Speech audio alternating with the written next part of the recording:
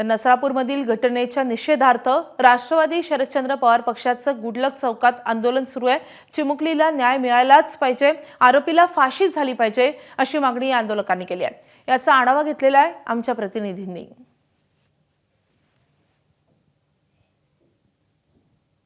नसरापूर येथील घटनेच्या निषेधार्थ पुण्यात राष्ट्रवादी काँग्रेस शरद पवार गटाकडून पुण्यातील अलका टॉकीज चौकात आंदोलन केलं जातंय। जोरदार घोषणाबाजी दिली जाते, त्या चिमुकलीला न्याय द्या, आरोपीला फाशीची शिक्षा व्हावी अशी देखील मागणी या ठिकाणी करतायत आणि बघतोय जोरदार घोषणाबाजी या ठिकाणी सुरू आहे। आपण त्याच्याशी तेडे बोलूयात, काय नक्की मागणी काय करताय? काल मुख्यमंत्री देखील त्या चिमुकलीच्या आईवडिलांशी बोलले आणि आश्वस्त केलं की कडक शिक्षा होईल। दरवेळेस मुख्यमंत्री मोठं भाषण करतात, मोठे आश्वासनं देतात, पण त्याच्या आतापर्यंत झालेले जे पाठीमागचे 4 अत्याचार आहे त्याचा रिझल्ट काय?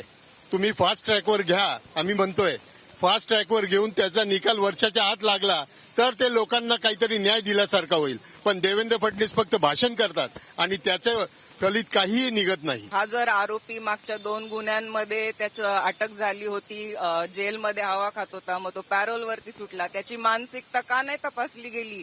याच्यामध्ये कुठेतरी प्रशासन सरकार कमी पडते। दिवसेंदिवस महिलांवरती अत्याचार बलात्कार या घटनांमध्ये वाढ होतीये आणि देवेंद्र फडणवीस हे अतिशय अपयशी गृहमंत्री आहेत। त्यांनी त्वरित राजीनामा द्यावा, या आरोपीला त्वरित फाशी व्हावी आणि या चिमुकलीला न्याय मिळावा ही मागणी आम्ही राष्ट्रवादी काँग्रेस पक्ष शरदचंद्र पवार पक्ष पुणे शहरच्या वतीनं करत आहोत। तोपर्यंत अकार्यक्षम गृहमंत्री आहे तोपर्यंत न्याय मिळणार नाही। आंध्र सरकारमध्ये ज्या पद्धतीने एन्काउंटर केला गेला त्या पद्धतीने महाराष्ट्र गव्हर्नमेंटने बी असं कायदा काढायला पाहिजे।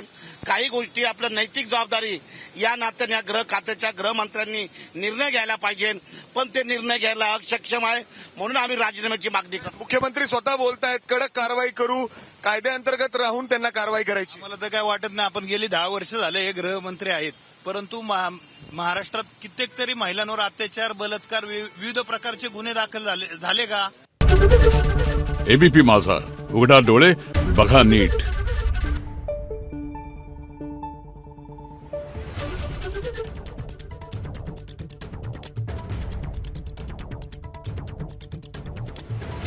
Thank you.